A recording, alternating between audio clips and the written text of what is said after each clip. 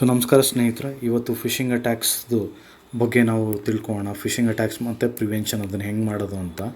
First of all ನಿಮಗೆ fishing attacks ಅಂತಂದರೆ ಏನು ಅಂತ ನೀವು ತಿಳ್ಕೊಬೇಕು. ನೋಡಿ, ಇಲ್ಲಿ ಫಿಶಿಂಗ್ ಅಟ್ಯಾಕ್ಸ್ ಅಂತಂದರೆ ನಿಮಗೆ ಯಾರೋ ಒಬ್ಬರು ನಿಮ್ಮ ಇನ್ಫಾರ್ಮೇಷನನ್ನು, ಯೂಸರ್ ನೇಮ್ನ ಮತ್ತು ಪಾಸ್ವರ್ಡ್ನ, ಕ್ರೆಡಿಟ್ ಕಾರ್ಡ್ದು, ಡೆಬಿಟ್ ಕಾರ್ಡ್ ಇರ್ಬೋದು ಅಥವಾ ಆನ್ಲೈನ್ ಟ್ರಾನ್ಸಾಕ್ಷನ್ಸ್ ಇರ್ಬೋದು, ಅದನ್ನೆಲ್ಲ ಅವರು ಎಲೆಕ್ಟ್ರಾನಿಕ್ ಕಮ್ಯುನಿಕೇಷನ್ ಮುಖಾಂತರ ಅವರು ಅದನ್ನು ಕ್ಯಾಪ್ಚರ್ ಮಾಡಿ ಅಥವಾ ಅದನ್ನು ನಿಮ್ಮ ಹತ್ರ ತೊಗೊಂಡು ಫ್ರಾಡ್ ಮಾಡುವಂಥ ಪ್ರೊಸೀಜರ್ಗೆ ನಾವೇನು ಹೇಳ್ತೀವಿ, ಮೋಸ ಮಾಡುವಂಥ ಪ್ರೊಸೀಜರ್ಸ್ಗೆ ನಾವೇನು ಹೇಳ್ತೀವಿ, ಫಿಶಿಂಗ್ ಅಂತ.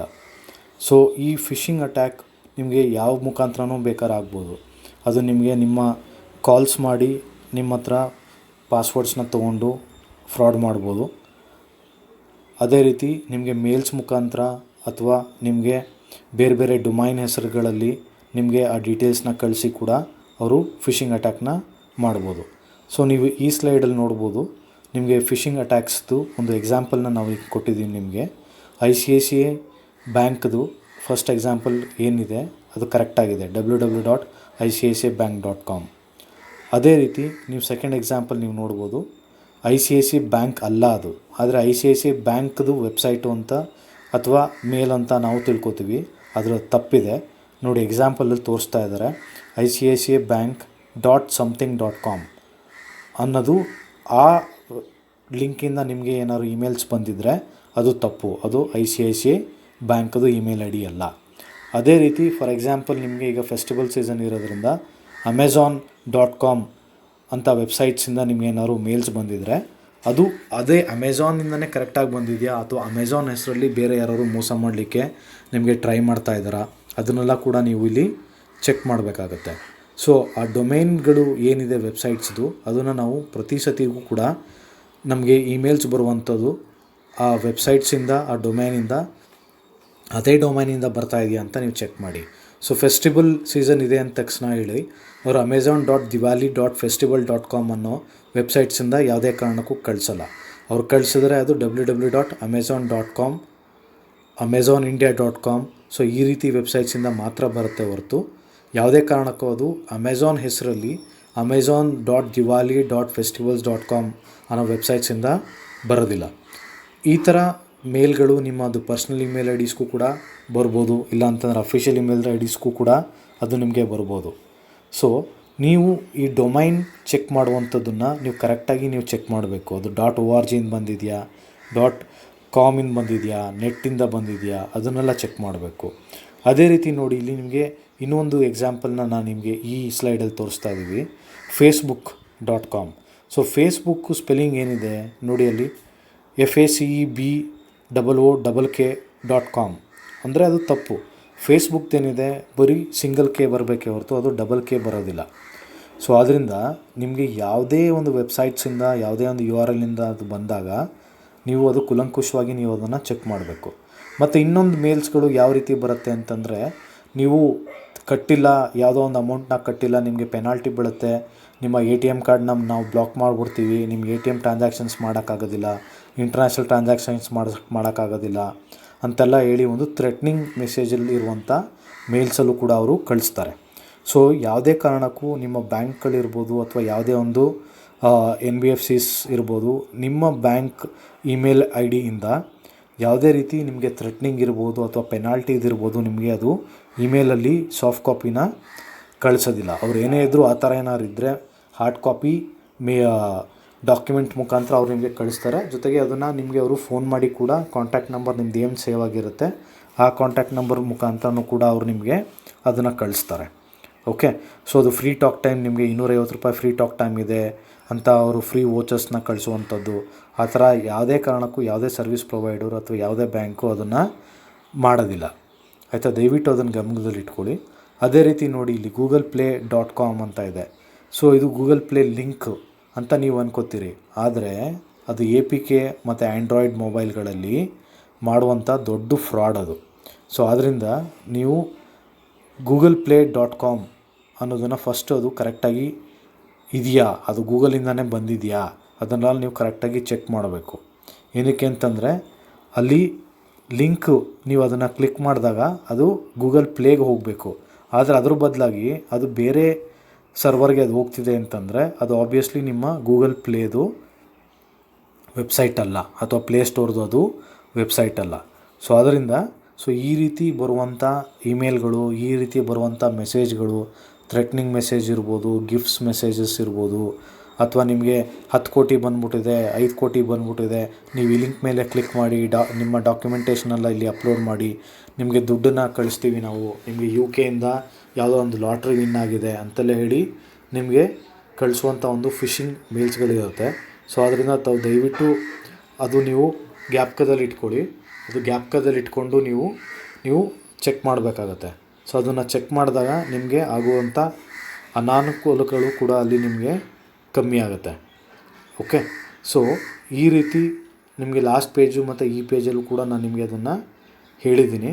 ಸೊ ಇದನ್ನು ತಾವು ದಯವಿಟ್ಟು ಗಮನದಲ್ಲಿಟ್ಕೊಳ್ಳಿ. ಅದು ನಿಮ್ಮ ಪರ್ಸ್ನಲ್ ಇಮೇಲ್ ಐ ಡಿಗಿರ್ಬೋದು ಅಥವಾ ಅಫಿಷಿಯಲ್ ಇಮೇಲ್ ಐ ಡಿಗಿರ್ಬೋದು, ಯಾವುದೇ ಇಮೇಲ್ ಐ ಡಿಗೂ ಈ ಥರ ಬಂದರೆ ನೀವು ಅದನ್ನು ಚೆಕ್ ಮಾಡಬೇಕಾಗತ್ತೆ.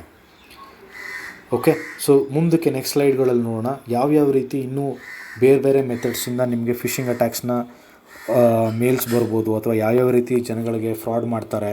ಆಮೇಲೆ ಯಾವುದೇ ಬ್ಯಾಂಕಲ್ಲೂ ಕೂಡ ನಿಮಗೆ ಕಾಲ್ ಮಾಡಿಬಿಟ್ಟು ನಿಮ್ಮ ATM ಬ್ಲಾಕ್ ಆಗಿದೆ, ನಿಮ್ಮ ATM ಪಿನ್ನ ನೀವು ಕೊಡಿ ಅಂತ ಯಾರೂ ಕೂಡ ಕೇಳೋದಿಲ್ಲ.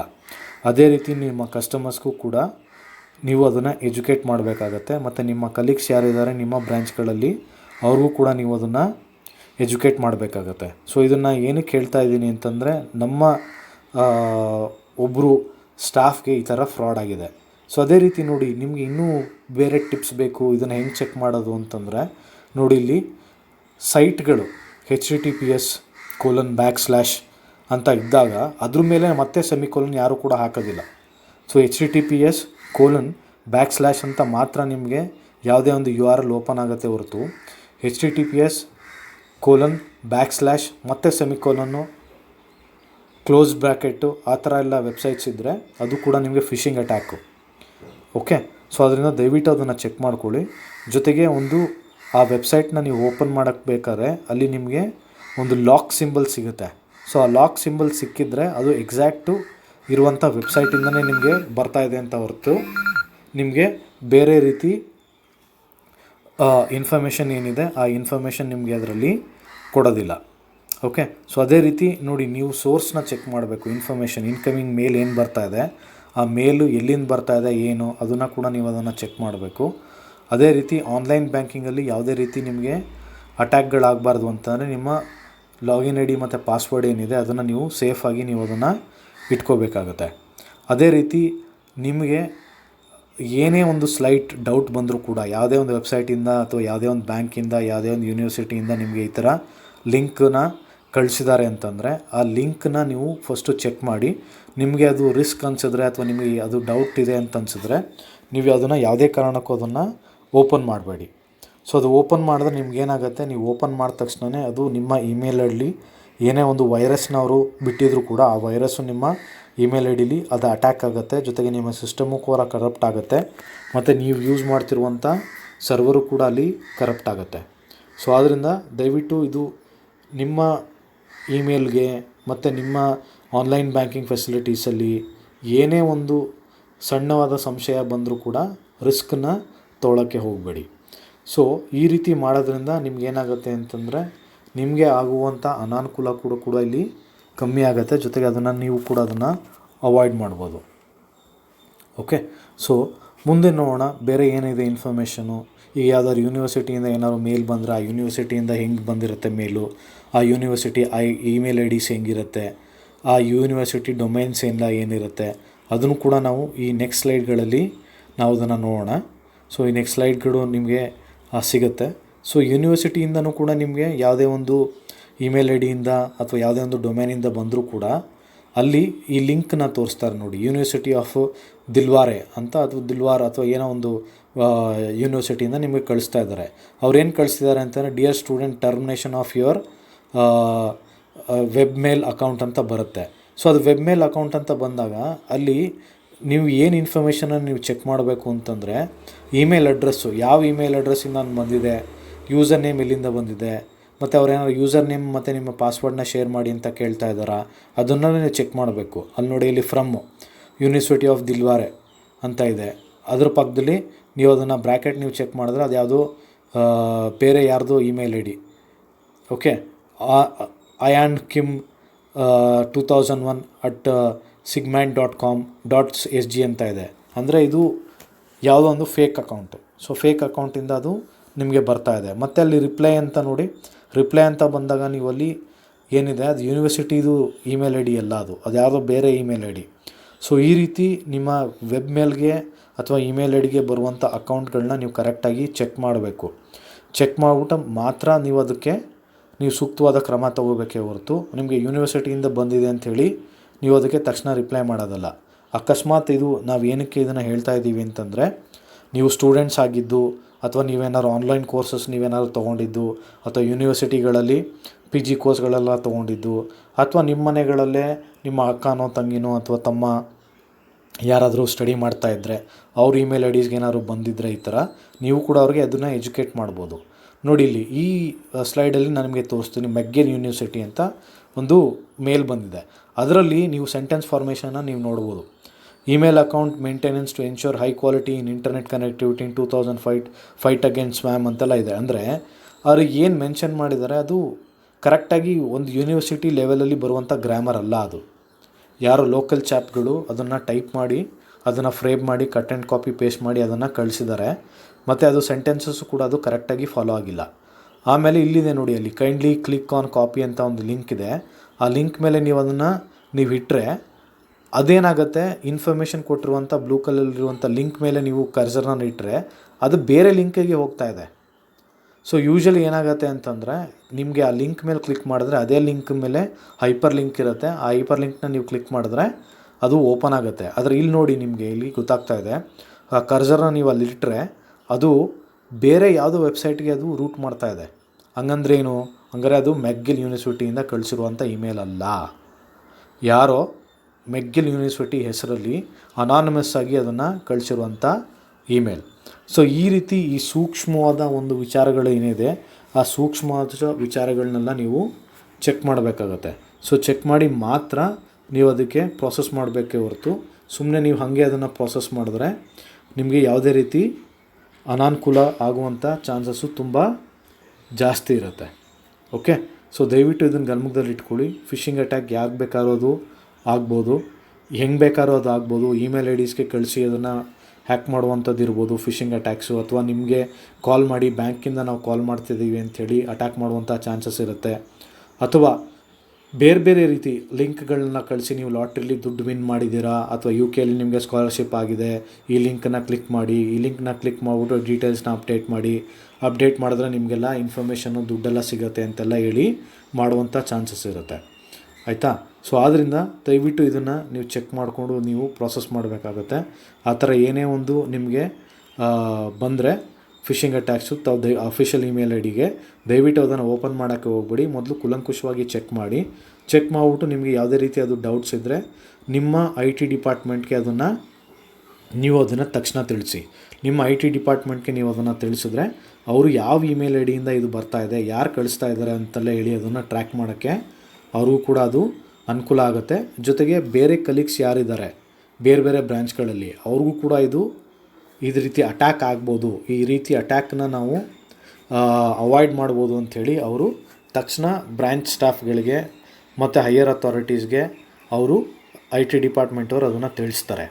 ಯಾವುದೇ ಕಾರಣಕ್ಕೂ ಅನ್ವಾಂಟೆಡ್ ಇಮೇಲ್ ಐ ಡಿಯಿಂದ ಬರುವಂಥ ಅಟ್ಯಾಚ್ಮೆಂಟನ್ನು ನಾವು ದಯವಿಟ್ಟು ಅದನ್ನು ಡೌನ್ಲೋಡ್ ಮಾಡಬೇಡಿ. ಅದರಲ್ಲಿ ಏನಾದ್ರು ಡೌನ್ಲೋಡ್ ಮಾಡಿದರೆ ಅದ್ರಲ್ಲಿ ಕರಪ್ಟೆಡ್ ಫೈಲ್ಸ್ ಇರುತ್ತೆ. ಆ ಕರಪ್ಟೆಡ್ ಫೈಲ್ಸಿಂದ ನಿಮ್ಮ ಸಿಸ್ಟಮ್ಮು ವೈರಸ್ ಅಟ್ಯಾಕ್ ಆಗುತ್ತೆ. ನಿಮ್ಮ ಸಿಸ್ಟಮ್ ವೈರಸ್ ಅಟ್ಯಾಕ್ ಆದರೆ ನಿಮ್ಮ ಎಂಟೈರ್ ಸರ್ವರು ಕೂಡ ನಿಮಗೆ ಅಟ್ಯಾಕ್ ಆಗುವಂಥ ಚಾನ್ಸಸ್ ಇರುತ್ತೆ. ಸೊ ನಾವು ಒಂದು ಬ್ಯಾಂಕ್ ಸಂಸ್ಥೆಯಲ್ಲಿ ನಾವು ಕೆಲಸ ಮಾಡ್ತಾ ಇರೋದ್ರಿಂದ ಇದನ್ನೆಲ್ಲ ತಾವು ದಯವಿಟ್ಟು ಕೂಲಂಕುಷವಾಗಿ ನೀವು ಅದನ್ನು ಚೆಕ್ ಮಾಡಬೇಕು. ನೋಡಿ ಇಲ್ಲಿ ಸೇಫ್, ಈಗ 5 ways to be safe from miscellaneous emails ಅಂತ ಇದೆ. ಸೊ ಇಲ್ಲಿ ಯಾರು ಕಳಿಸಿದ್ದಾರೆ, ಯಾವಾಗ ಕಳಿಸಿದ್ದಾರೆ, ಯಾವ ಇಮೇಲ್ ಐ ಡಿಯಿಂದ ಕಳಿಸಿದ್ದಾರೆ, ಯಾವ ಹೈಪರ್ ಲಿಂಕ್ ಇದೆ. ಸೊ ಆ ಹೈಪರ್ ಲಿಂಕೆಲ್ಲ ಬೇರೆ ಗೂಗಲ್ ಲಿಂಕ್ಗಳಲ್ಲಿ ಅದು ಓಪನ್ ಆಗ್ತಾ ಇದೆಯಾ, ಆ ವೆಬ್ಸೈಟ್ ಕಳಿಸಿರುವಂಥ ಆ ಥರ ಕಂಪ್ನಿಗಳು ಇದೆಯಾ, ಅದನ್ನೆಲ್ಲ ಮೊದಲು ನೀವು ಬೇಕಾದ್ರೆ ಚೆಕ್ ಮಾಡಿಕೊಂಡು ಆಮೇಲೆ ಬೇಕಾದ್ರೆ ಅದನ್ನು ನಿಮಗೆ ಓಕೆಪ್ಪ ಇದು ಫಿಶಿಂಗ್ ಮೇಲಲ್ಲ ಇದು ಆ್ಯಕ್ಚುಯಲ್ ಮೇಲೆ ಅಂತ ಬಂದರೆ ಆವಾಗ ಮಾತ್ರ ಅದನ್ನು ಓಪನ್ ಮಾಡಿ. ಇಲ್ಲ ಅಂತಂದರೆ ನಿಮಗೆ ಅದು ಪ್ರಾಬ್ಲಮ್ ಆಗುತ್ತೆ. ಫಸ್ಟು ಚೆಕ್ ಮಾಡ್ಕೊಳ್ಳಿ ಯಾವ ಕಂಪ್ನಿಯಿಂದ ಬರ್ತಾ ಇದೆ, ಆ್ಯಕ್ಚುಲಾಗಿ ಅದು ಪರ್ಸ್ನಲ್ ಇಮೇಲ್ ಐ ಡಿ ಸರ್ವಿಸಾ ಅಥವಾ ಕಂಪ್ನಿ ಇಮೇಲ್ ಐಡಿಯಿಂದ ಬರ್ತಾ ಇದೆಯಾ. ಆಮೇಲೆ ಯೂಸ್ಲೆಸ್ ಅಟ್ಯಾಚ್ಮೆಂಟ್ಸ್ನೆಲ್ಲ ತಾವು ದಯವಿಟ್ಟು ಓಪನ್ ಮಾಡೋಕ್ಕೆ ಹೋಗಬೇಡಿ, ಆಯಿತಾ. ಆಮೇಲೆ ಇಮೇಲ್ ಐ ಡಿಸಲ್ಲಿ ಜನ್ರಿಕ್ಕಾಗಿ ಏನಾರು ಅಡ್ರೆಸ್ ಮಾಡಿದಾರಾ, ಪೊಲಿಟಿಕಲ್ ಇಶ್ಯೂಸ್ ಏನಾರು ಅಡ್ರೆಸ್ ಮಾಡಿದಾರಾ, ಅಥವಾ ಬೇಡದಿರೋ ವಿಷಯಗಳೇನಾರು ಅಡ್ರೆಸ್ ಮಾಡಿದಾರಾ, ಅದನ್ನು ಚೆಕ್ ಮಾಡ್ಕೊಳ್ಳಿ, ಆಯಿತಾ. ಅದಾದಮೇಲೆ ಇದೆಲ್ಲ ರೆಕಗ್ನಿಷನ್ ಆದಮೇಲೆ ಗ್ರಾಮೆಟಿಕಲ್ ಮೆಸೇಜಸ್ ಎಲ್ಲ ಅವರು ಕರೆಕ್ಟಾಗಿದೆಯಾ, ಗ್ರಾಮೆಟಿಕ್ ಎಲ್ಲ ಕರೆಕ್ಟಾಗಿ ಮೇಂಟೈನ್ ಮಾಡಿದಾರಾ, ಅದನ್ನೆಲ್ಲ ಚೆಕ್ ಮಾಡಿಕೊಂಡು ನೀವು ಓಪನ್ ಮಾಡಿಕೊಂಡ್ರೆ ನಿಮಗೆಲ್ಲ ಕೂಡ ಸರಿ ಹೋಗುತ್ತೆ. ಧನ್ಯವಾದಗಳು.